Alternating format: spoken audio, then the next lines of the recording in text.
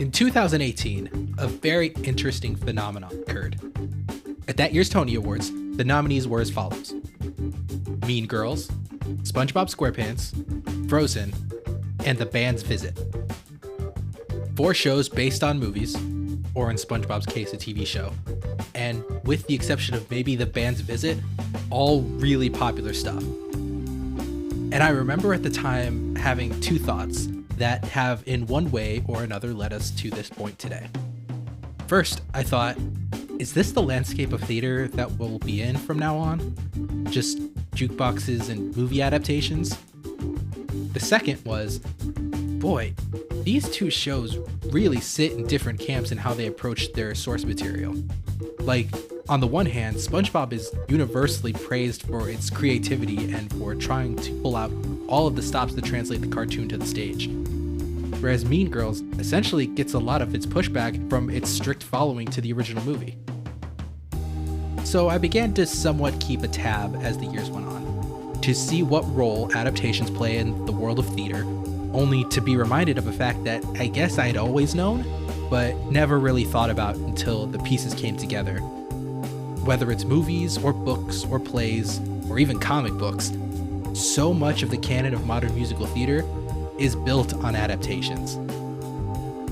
I also became deeply intrigued by how differently these adaptations can go in terms of sticking to their source material.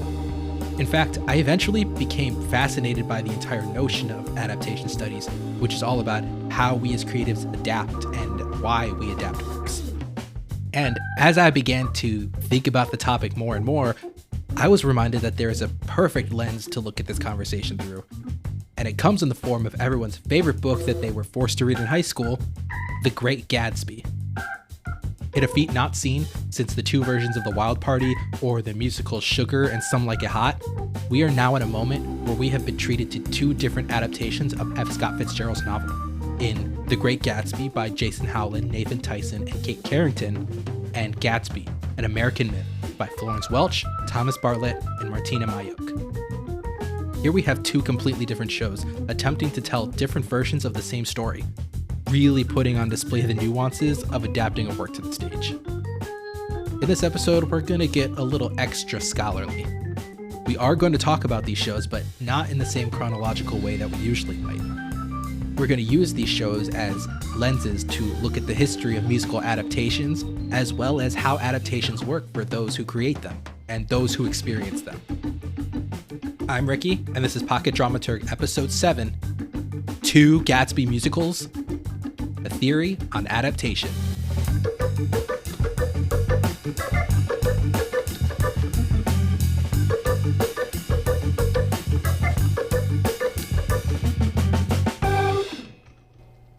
So, to share a little thing about me personally, I love me a good video essay on YouTube. Like, to anyone who does that, you are my hero, and doing my chores around the house would not be the same without y'all. One of my favorite people who makes videos on YouTube is Patrick H. Willems. Now, Patrick is a filmmaker, so all of his videos have to do with the history of movies, but one video of his stood out to me a little extra. This video is called When the Faithful Adaptation is Actually Worse. In this video, Patrick goes through the history of film adaptations by using the differences in 1993's Super Mario Bros. And the animated movie from 2023, The Super Mario Bros. Movie. He uses those movies to understand many of the same topics that I'm going to try and talk about in this episode. So, does that mean that this episode is an adaptation of that video? That's a question I don't want to spend too much time thinking about. I'm going to move on. Anyway, so in short, many of the things that we will talk about are the topics that arise in his essay as well. I intend to see if we can apply a musical theater lens to this. And I don't mean that I plan on breaking out into song. As any good scholar should do, I'm going to lay out exactly what this discussion entails. As we weave through the story of how Gatsby reaches its current musical forms, we will talk about how adaptations as a whole sort of come about. We'll track how long we've been doing them and how our collective feelings towards adaptations have shifted over time. This will then lead to us talking about the nature of adaptation, namely asking and talking about some of the big questions surrounding why we do it at all. Then we'll finish off by comparing a couple aspects of each Gatsby musical to really show how a creator's interpretation of the source material integrates throughout the entire piece. I'll also note one detail that I also think is important to acknowledge. While we'll be able to look at The Great Gatsby as essentially a quote-unquote finished work, meaning that it's reached Broadway and more than likely won't have many, if any, significant changes moving forward, Gatsby, an American Myth, had its premiere, but is still working through a various amount of changes. I'll touch more on this later. Anyway, let's get into it. At its core, adaptation and storytelling have always been a pair. It's just how we've always done things. Think about any time you've told a friend a story about something that happened to you. Naturally, we alter how these stories get told, even in the most subtle ways. Sometimes it's to lead the listener to feel the same way we do about a topic, or sometimes it is just to make it more entertaining. That's why the game of telephone works. In the days before printed material, the ancient stories we knew were passed down via oral tradition, from one person to the next. While the bones of the story may remain, every interpretation of that story is adapted to its audience, to its place, to its era. So let this be the first chance to try and dispel the notion that adaptations are inherently bad. It's perfectly natural in what we do as people. And in a way that is not to sound too reductive, we do it because we like to hear and see stories that are familiar to us done in a new way. One of the most important details that I'll repeat throughout this episode is that whatever works we love, we have a relationship with them. We spend time with them and they affect us as people in a multitude of ways. So let's take, for example, the subjects of our episode, our two Gatsby musicals. On the one hand, The Great Gatsby is largely the product of its lead producer, Shin Chun-soo.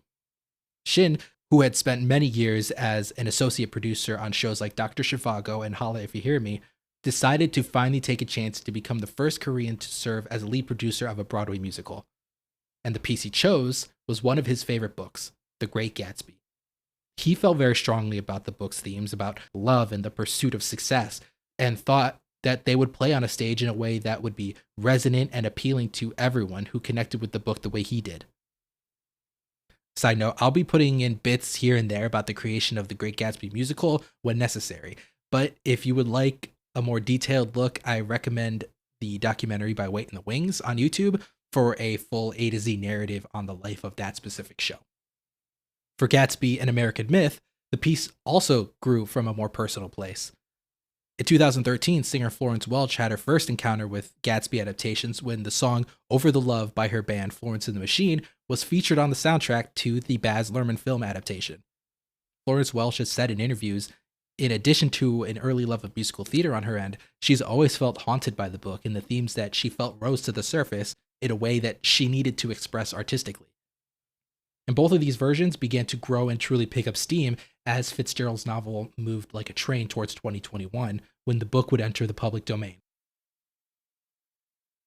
So when someone's piece of creative work is completed and put out into the world for many, many, many years, it's protected by copyright, meaning if you want to sell the work, make an adaptation of the work, use characters, details, whatever, from that material, you have to obtain permission. And 9.9 times out of 10, pay the person or people who have the rights to that specific work. Now, the actual timelines of when these things are under copyright or fall into the public domain vary by year and laws, so I can't really give you a definitive number for all cases. What can be said is that The Great Gatsby, which was published in 1925, had its date with the public domain January 1st, 2021. And this was huge because remember, once something is in the public domain, no one has to seek permission or pay to use anything that is in the original book. This has time and again led to re-examinings of older works simply because they have the freedom of access. And considering the popularity of the book and how protective the Fitzgerald estate had been in allowing the work to be adapted, a lot of people were waiting to have their chance. And have their chance they did. Since 2021, the freedom to use Gatsby has resulted in materials such as the story from the perspective of the women in the book, the modern retelling, the queer retelling, the one where it's the exact same book except for one paragraph somewhere in there, and the one where Gatsby's a vampire. People jumped on it. And soon, there will be 2 musical versions of The Great Gatsby as well.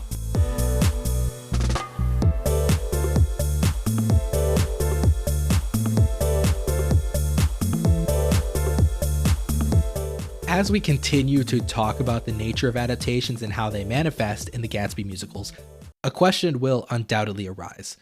And that question is, what is the point of it anyway?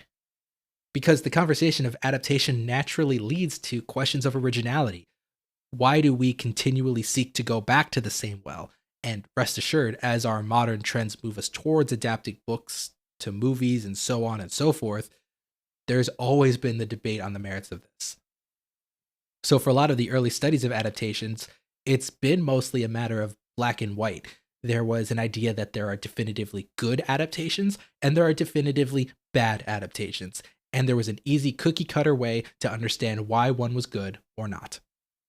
In the 1920s, it was believed that if an adaptation didn't work, it was simply because it's not possible to make a good adaptation of the original work.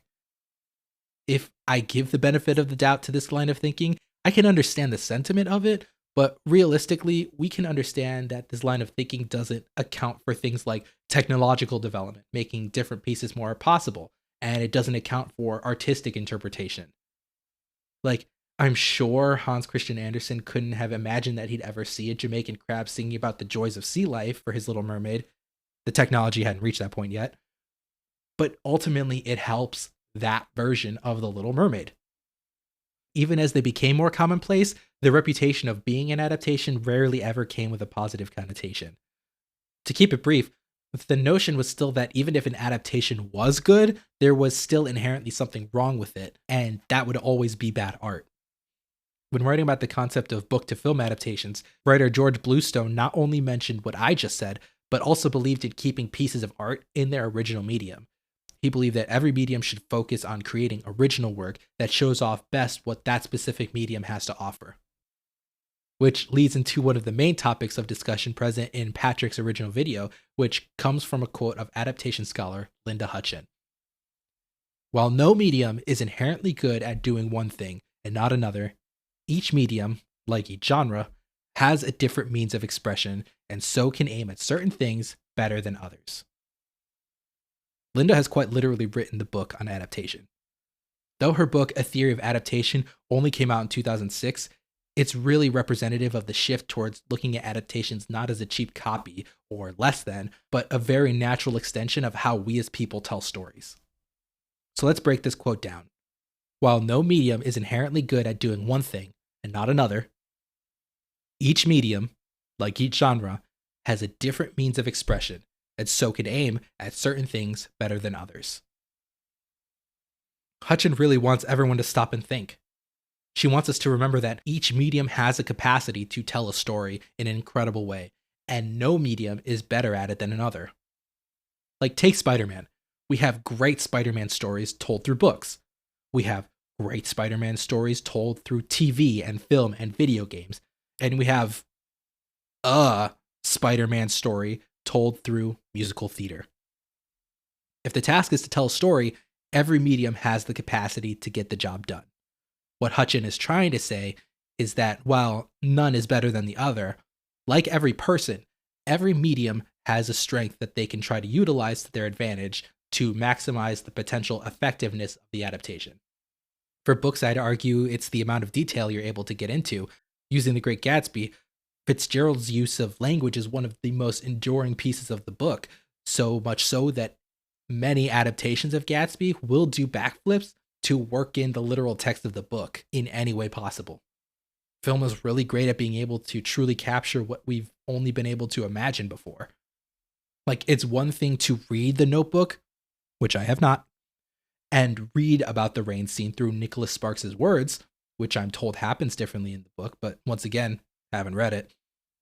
It's another to watch Ryan Gosling do the thing in the movie. The filmmakers know that a tweak, a huge declaration of love in the rain followed by a big old smooch, is just the kind of thing that works in the language of film. So knowing this begs the question, what is the strength? What is the thing that theater, and for this discussion, musical theater, has that it generally aims for in its work? Right off the bat, It can't be understated that it's seriously cool to see people pull off the demands of a musical. Like every other medium puts you at a distance from the action of the story. You don't actually get to be in the same room as the newsies when you watch the movie. So you can disengage, and the movie has to work harder to maintain your attention, which is especially hard if everything other than the songs are less than good.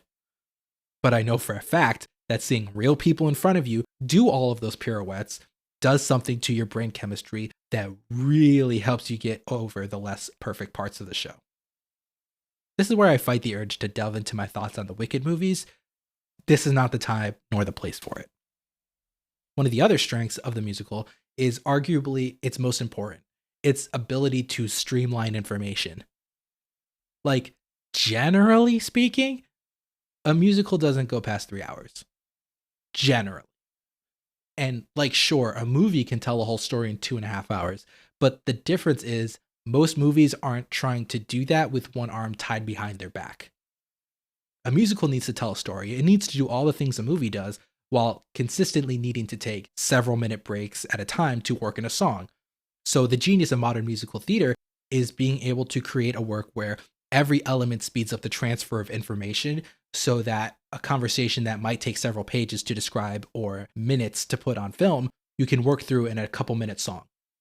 Like, take the prologue from West Side Story. In about 7 minutes, you're able to understand the entire, two opposing houses angle from Romeo and Juliet. You meet the leaders of the respective gangs, a full recap of how this beef has grown to the point where they are ready to start rumbling, all without using words. Another example is from Natasha Peer in The Great Comet of 1812, which is adapted from a small portion of the behemoth that is War and Peace.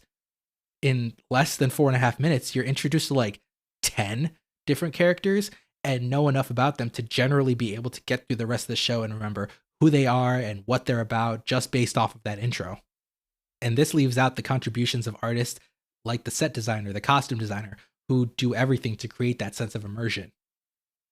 In short, the musical is really good at being economical with its time in an entertainment-focused approach. The challenge with musical adaptations is that every song you put in means less time for something else. Now, if you have an original show, this isn't really an issue. But when you're dealing with an adaptation, that becomes a whole other ballgame because that means you have to start cutting and changing. More on that later. But none of this really adds to the point of why we do adaptations. Because at the end of the day, it really is something that doesn't have to be done. It doesn't ask to be done, especially in terms of a musical where you have to rip apart and stretch credulity even farther. Really, I see no reason to overcomplicate it. We want to see what we like and feel good seeing something we recognize. And adaptations give us the chance to see how a new medium is able to put a spin on something we love. Like, SpongeBob SquarePants is probably one of the farthest things to imagine on a stage.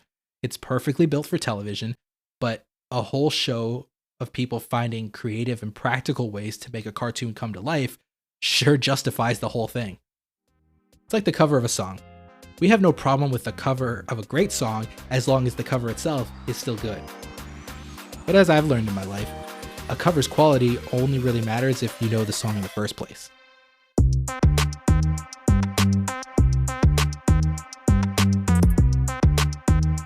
Familiarity with a piece is the backbone of every single adaptation, both from the adapter and the audience as well. One of the best ways to understand how an adaptation approaches its material is by looking at a discussion Patrick addresses in his video. Essentially, just as we formulate our own relationship with an adaptation, the people who create it make their adaptation based on our collective relationship with the work. We as the audience can be broken down into the knowing audience and the unknowing audience. And just by virtue of being placed in one of these categories, a different experience will inherently be had. Because on the one hand, if you fall into the unknowing audience, you're able to simply watch a piece for what it is. Like, since I don't have any experience or a pre-existing relationship with the opera La Boheme, I'm able to judge Rent based on its own merits as a piece of musical theater. And for the longest time, producers were searching for that unknowing audience. While around 80% of new musicals in the last 30 years are based off of some established property, this phenomenon of musicals being based on something isn't new. It just flew under the radar. To understand what I mean, we have to look at a shift that has taken place in the business of entertainment over decades and decades. So I have two lists here. They're both joined by the same overarching theme.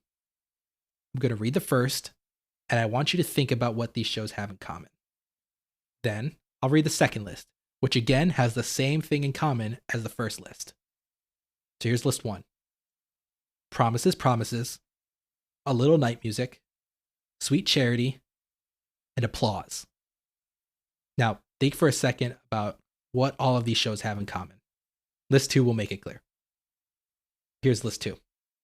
Moulin Rouge, Hairspray, Rocky, Legally Blonde. Every musical on each of those lists is based on a movie. Not only that, they're all based on commercially or critically respected movies. So, what's the difference? You'll notice list 1 is all musicals from the mid 1960s to the early 70s, and list 2 is from the 2000s onward. Essentially, back in the day, the creators of these shows intentionally distanced their musical from the source material, sometimes changing the entire tone from the original work. And it's not like because they were adapting films that were flops. Like Applause is based on the movie All About Eve, and Promises, Promises is based on The Apartment. Both of those movies won Best Picture in their respective years and still occupy spots on many lists of the greatest movies ever made. So why not use the name and get the audience?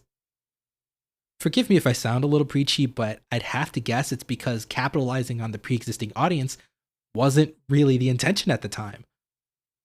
This is not me saying that the producers didn't want to make the money off of them. What I mean is that the people creating the show knew that they were in an era where adaptations, like I mentioned earlier, don't have the same chance of getting respect as a quote-unquote original work. They also recognized a good story and sought to show the merits of the story on their own terms. Essentially, they wanted you to come see Promises, Promises because you heard that Turkey Lurkey Time was a banger, and not because you were expecting to hear your favorite lines from the movie. Promises, Promises is an interesting case, especially because it comes from the production table of the man who launched 1,000 Stories, producer David Merrick. Producers like Merrick had a lot more name recognition in the time, so it benefited them to have a show that reflected themselves rather than the work of someone else, like a filmmaker. Where this gets tricky is when you move into the works that either you or the collective we as a society have a deep knowledge and understanding of. Because no one cares until it's something they care about. So using our intuition, where the unknowing audience is free from the burdens of weighing the new work against the original, the knowing audience is face to face with it. In her work, Linda Hutchin quotes poet Michael Alexander, where he explains that adaptations are, I'm going to use a big word here, palimpsestuous by nature. Essentially, Alexander is trying to say that an adaptation can be like when you write over something that you had written before and then erased. The stink of the original thing is still there. And your ability to recognize that smell will affect how you take in the work. You know what, maybe the stink metaphor has gone too far. Take, for example, the musical version of Mean Girls. I have, like I'm sure many people have, seen the movie about 1 million times. And because of that familiarity, there is no world where I ever watch any version of the musical and not think about the original movie the whole time. Especially when the book does what it can to fit every one of the movie's endless amount of quotes into it. I could love the show or hate the show, but either way, I will always be thinking about the original movie, and my opinion will be colored by that fact. And that's not to inherently say that this is a bad phenomenon. Plenty of shows have found a creative way to use the audience's familiarity to create a really special and unique piece of art. And it sure is a heck of a good way to try to sell tickets. To return to the history, while there isn't a concrete date on when shows began to embrace their adaptation heritage, we can see the forces that caused that change. Because as we know, Broadway eventually evolved, and the big media companies like Disney and Universal became a leading presence in the shows that were coming. And these large companies don't have the same priorities as a producer like David Merrick. Well, I mean, they do, but like on a different level. Because these companies are in the business of making a lot of money, and one of the best ways of doing that is brand synergy. So take a show like The Lion King. Julie Taymor wanted to change a lot of the story elements and make it like weird, as she does. She wanted to do a version that was inspired by the original movie, but wanted to be able to add plot lines and material to fit a different vision. Look at what she did with Spider-Man Turn Off the Dark. And Disney, who had made the then highest grossing animated movie of all time, said, "This is about the name on the marquee. And if you change too much, you will run the risk of messing with the integrity of the original movie, sending the wrong message about Disney Theatrical as a brand, and you will cost us money, because this will not be good. So do the puppets, the dancing, and the masks, and get creative with that, but you have to do Disney's The Lion King." Now, that is not always the right approach, but that time it was. These companies are protective of their assets and their bank account, so that's why 9 times out of 10, the name will usually be the same as the pre-existing work. And as the economy of Broadway continues to get more and more expensive, this name recognition offers some level of hope for an audience in an industry where there are no guarantees. And when any producer begins to see this start to make them money, it will naturally become the issue of the artist to replicate what made money in one medium into something that hopefully makes money in a totally different medium. This leads to the topic of what works do we demand a high level of fidelity, meaning strict adherence to the source material, from. Patrick notes in his video, and I will reiterate it here too, the degree of fame a work has directly correlates with how faithful you may or may not be expected to be. Looking at The Great Gatsby, in 1926, not even a full year after The Great Gatsby was first published, a stage adaptation had already reached Broadway. And looking back on it now, it's very different from the book. Nick doesn't narrate, there's lots of new characters, Gatsby's past is fully revealed right away. But the play was still a success. Why? Because 10 months after its original publication, it was still a book that no one had read, no one had heard of, and nobody cared about. If I may, the original Gatsby book from 1925 has become a famous case of a book that eventually found its footing. No one bought it when it came out, and the success of a play had to have been some sort of relief for Fitzgerald, as he was able to actually get some money off of the book. So because the book wasn't a big deal, the playwright didn't feel obligated to stick to the events of the book as gospel. Gatsby wouldn't start to become an institution until World War II, when copies of it were made available to soldiers overseas. This, along with the re-examination of Fitzgerald's work after his death, increased the familiarity of the book so much so that the book started to appear in schools by the mid-50s, turning it into The Great Gatsby. And the fame that comes along with that means you have to tread very lightly when the time comes to adapt the work, because whereas audiences in 1926 don't care about what you do to a book they haven't read, audiences today certainly do. Patrick notes a couple great examples of where fandoms become a driving force in the discussion of fidelity, and I think that is a reasonable avenue for Gatsby and other stage adaptations. One key factor is just how much material there is to have to worry about. Like, Betty Boop is in the same realm as the movie Barbie. It's a character with just little enough canon to worry about so that you could essentially create any kind of story that fits her in. That's why a Super Mario movie can usually be boiled down to save the princess and have other really not important things happen. Iconography is important because it's what we know and what we want to see. And a lot of the time, it's really the dividing factor in what we deem to be a quote-unquote good or a quote-unquote bad adaptation nowadays. Adaptations at their core are just a balancing act of everyone telling everyone else what they think is the most important part of the original work. And this is going to be the hard part to hear. A lot of the times, you really can't blame someone for that. And quote-unquote bad adaptations are just because someone else's vision didn't align with what someone else cares about most. And this is where past versions of Gatsby have found themselves. Some get judged as good adaptations because they stick word to word to the book, or because the films in some people's eyes capture the tragedy of the piece, while for others, an adaptation fails because it focuses too much on the romance or the glamour without consequences. So is it better to follow along word for word, or to change it up a little bit? Or change it up a lot?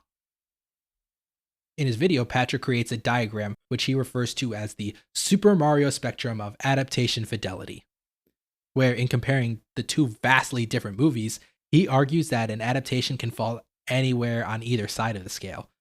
On the very left, you have the 90s one, which is so different from its original source, it might as well be something else. This is where you can find your musicals like the original version of Carrie. Or you can be in the, in my opinion, far more common side on the right end with the 2023 Mario movie. That follows everything so correctly to how you know it and love it that as you experience it, you might just think, I could just be watching the original. This is where you get your Mean Girls and Back to the Futures. Now, this isn't to say that being totally on either side is inherently good or bad. As with everything, you gotta remember what Linda Hutchins said. The realm of theater will make something sing better than they have before. Like, I feel great for Elle when I watch the original Legally Blonde, but I am rooting for her triumph way harder when she's exploding during So Much Better. What the spectrum is here to say is more like a warning of potential challenges on either side. Go too different, you basically have created something that will leave the knowing audience disappointed and confused by what they got. Go too far to the right side, your piece becomes boring and truly unoriginal. It's playing everything in the middle where you truly can find some magic.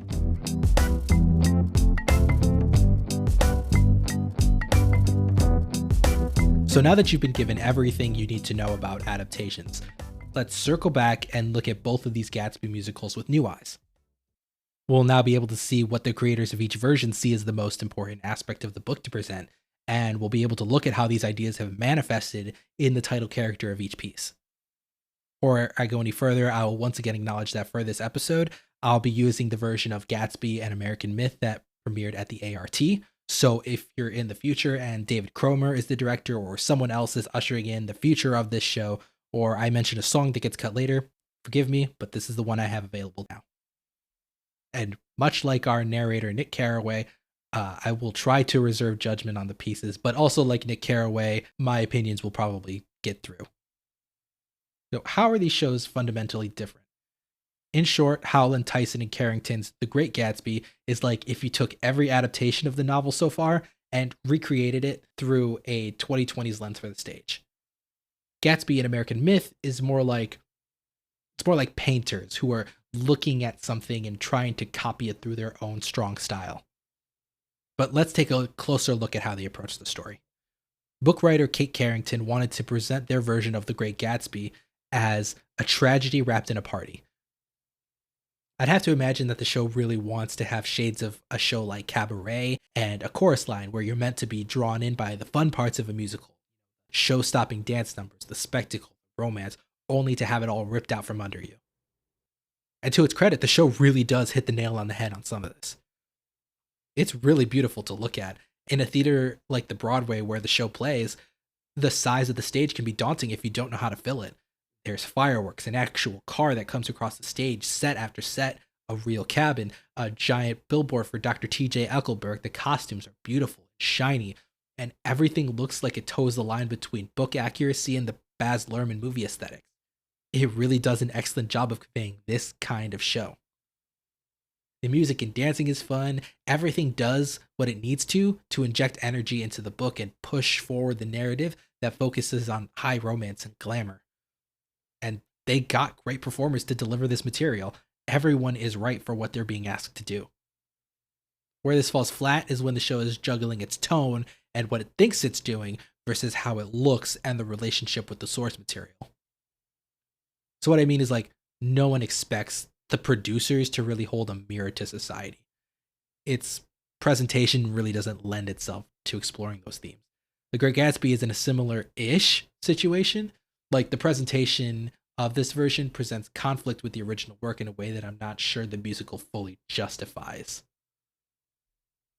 That's why, even though I recognize that the reprise of Roaring On at the finale is meant to suggest an ending like A Chorus Line, where Nick is solemn and his pointed thoughts are meant to be scarily drowned out by the party that will continue to consume, watching it, listening to it, it just doesn't land that way because the show just never seemed interested in being serious. It's romantic or goofy, but never serious. It lands more like an encouraging chant to keep the party on even in the dark, which is a messed up thing to leave with. Now let's switch gears and talk about Gatsby and American Myth.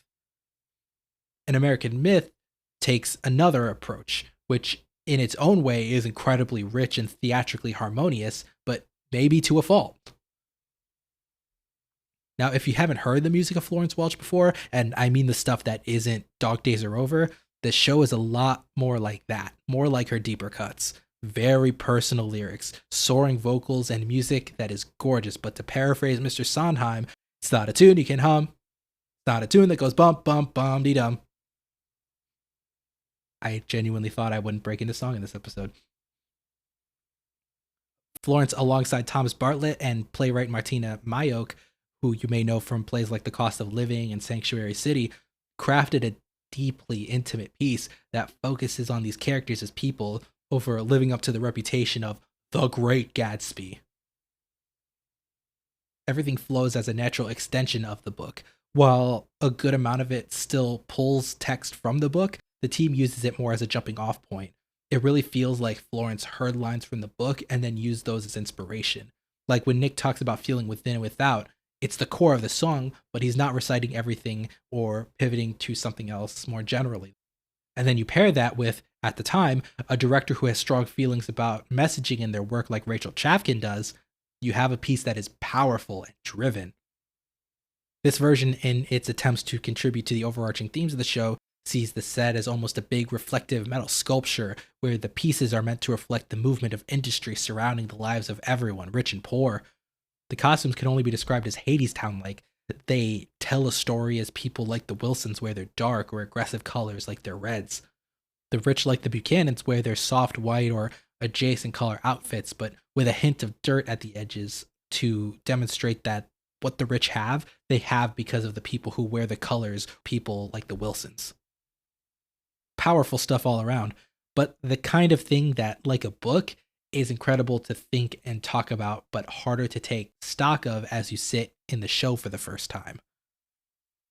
As far as drawbacks, this one falls into the category of things that just haven't been worked out from an artistic standpoint yet. Because, shall we remember, it's not technically done yet in the same way that a show that is open on Broadway is more than likely done. Much of the criticism has come not from a misunderstanding of the material, but from a perceived lack of a completed identity in a way. And I don't mean that it wouldn't sell, because its run at the ART sold hard, but more that to some, Florence's music, all sounds the same and gets stale. The show hasn't figured out how to balance what it wants to be versus what many think it should be. Overall, the general consensus is that what the show does well, it does exceptionally well, but what doesn't work is just as noticeable. And this is where we're at. We have two shows that are based on the same book. Essentially, they should be relatively similar, even if one is showy and one is contemplative. However, as we noted, when you adapt a work, you make a commitment to share with the audience what you see as the most important, most valuable aspects of the piece. And when you do that, it permeates and gets everywhere throughout your work. I talked about it a little, but I think the best way to really see how each show's approach manifests, I think there's no better way to do that than by examining our title character of Gatsby himself.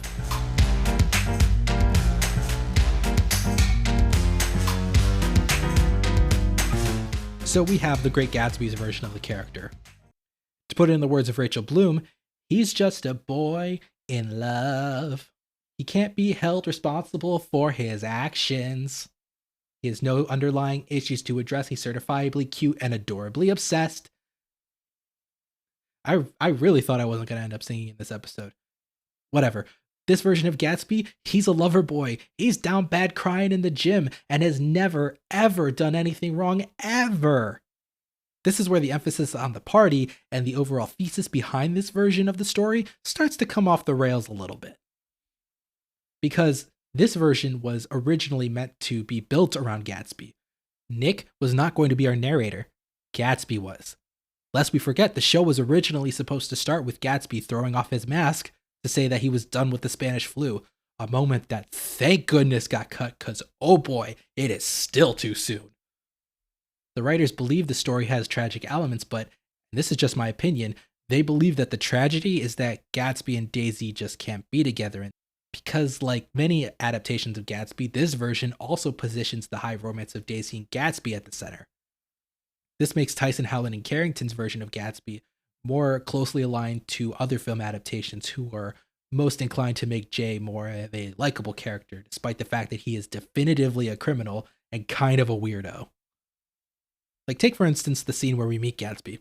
From the moment Nick meets him, he's immediately talking about how Daisy is everything in the world to him.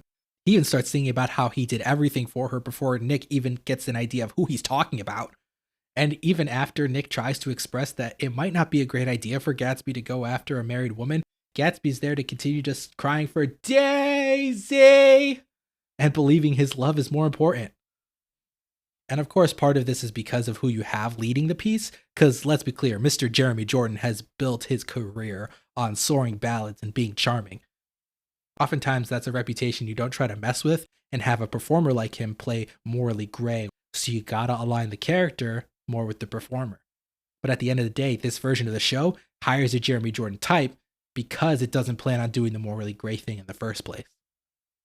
This version wants you to root for Gatsby rather than feeling like the whole thing is a little yikes and not heading anywhere good. Right or wrong, that's a direction you can go in. So this means you have to commit. It means that all of the rumors about what Gatsby might have done to get his wealth all have to be played off as a joke in the middle of new money. Gatsby almost doesn't interact with Wolfsheim at all in the show.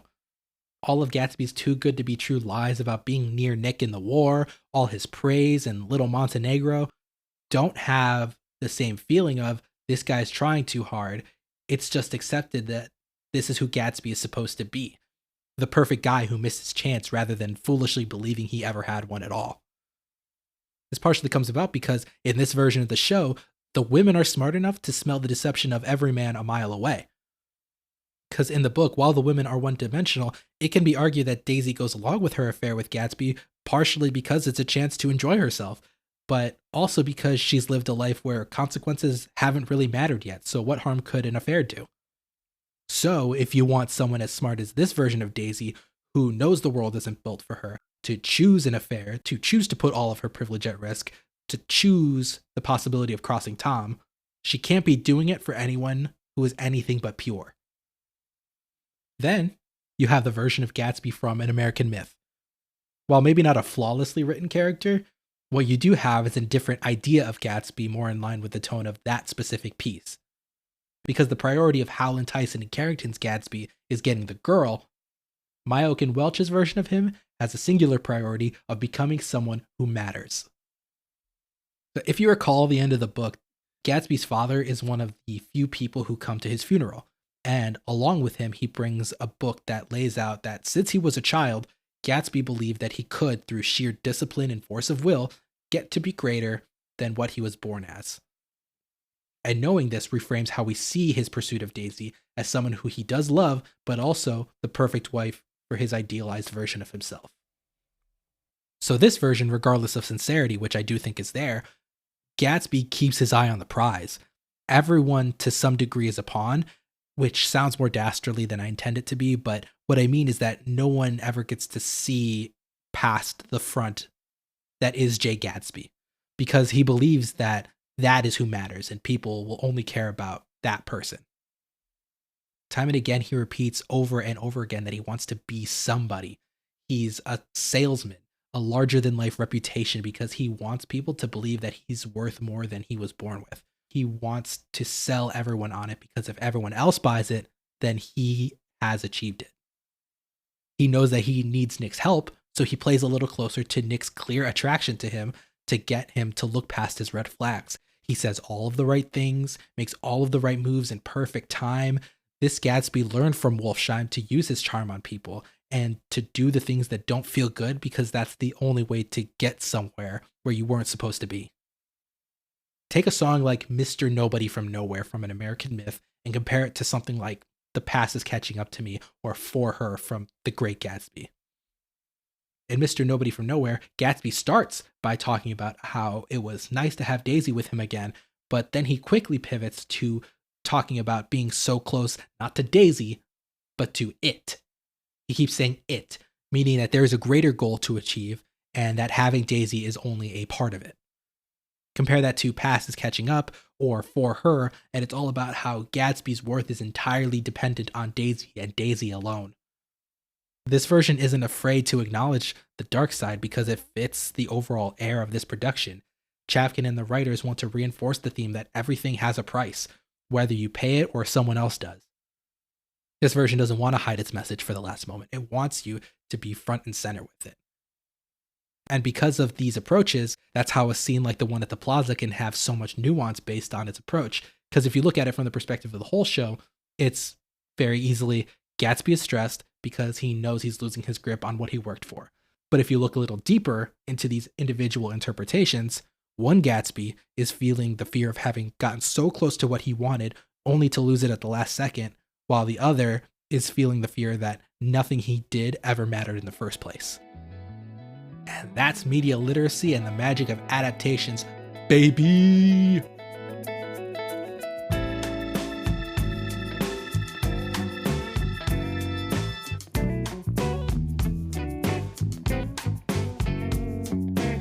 When Stephen Sondheim was learning to write musicals, Oscar Hammerstein laid out a curriculum for him. That curriculum had 4 parts to it. The first 3 all had to do with learning about how to adapt pre-existing works. That is because through adaptations we learn about understanding. We learn what we value, what others value, and what connects us all. To revisit a point I made earlier, it's a real odd duck move to try and adapt something that worked in a different medium to another. It doesn't have to be done, and some have genuinely believed that it shouldn't be done. Chances are you won't get thanked for it. You'll definitely make someone mad for missing something that they thought was important. So why do we continue to do it? We do it because it's what we've always done as people. Storytelling is inherent to us as a species, so it only makes sense that we continue to find ways to connect with people who share our mutual love of something. Adaptations have always been a part of the theater, and they will continue to be forever. It's all just a matter of using the qualities of the theater to their highest potential. We can always choose to be cynical that every adaptation is here for a cash grab. And while I won't sit here and say that there aren't a lot that are, I want you to think about the good that comes from a great adaptation. Studying adaptations is at its core about trying to find a way to understand the relationships we create. It doesn't ask us if the movie or book was better than the play. It simply asks us to look inward and ask why something is worth retelling again. It's a search for something we continue to teach ourselves and a way to build community. And that's how art has always been. While we aren't always trying to recreate something that we've been moved by before, everything we do is the result of being moved by someone sharing what is important to them. So the next time you encounter an adaptation, I encourage you to look less with the perspective of how that piece handles your individual relationship with the thing you love, but use it as an opportunity to learn about what that person loves about the piece. Who knows? You might find more than a few things in common. Your favorite Gatsby may not be my favorite Gatsby, but at the end of the day, we've both made an attempt to try and learn a little bit about each other. And maybe that's what this whole thing is about.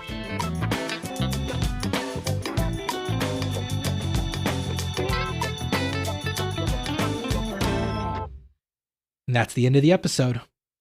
For more information, I suggest you give Linda Hutchins' book, A Theory of Adaptation, a skim, as well as The Great Gatsby, the 1926 Broadway script by James L.W. West III and Anne Margaret Daniel. For videos, I most recommend Patrick H. Willems' When the Faithful Adaptation is Actually Worse, Wait in the Wings, How They Rewrote the Gatsby Musical in 3 Months, and A Tale of Two Gatsby musicals, which are all available on YouTube and I'll link to in the description. And of course, I recommend you give The Great Gatsby another read or listen. It really is interesting to look at with fresh eyes as an adult. If you're in the mood for a comparison, you can also watch any of the available film adaptations of the book or any of the new material that have come out since the book entered the public domain. If you have a favorite, let me know. Last, even though it is now officially 2026, I want to give a big thank you for a great 2025 and an awesome first year of the show. I've already gotten to know and learn so many things and meet so many incredible new people. I have so many exciting things planned on the horizon. There's really a lot to look forward to with the show. Thanks for listening to this episode of Pocket Dramaturg. This episode was hosted, written, edited, and produced by Ricky Ortega. Associate producer and script editor is Bridget Martinez. You can follow the show on Instagram at pocket_dramaturg, TikTok and Blue Sky at Pocket Dramaturg, and subscribe to the show on YouTube as well. Last, if you enjoyed the show, leave a comment and share it with someone you know. See y'all next time.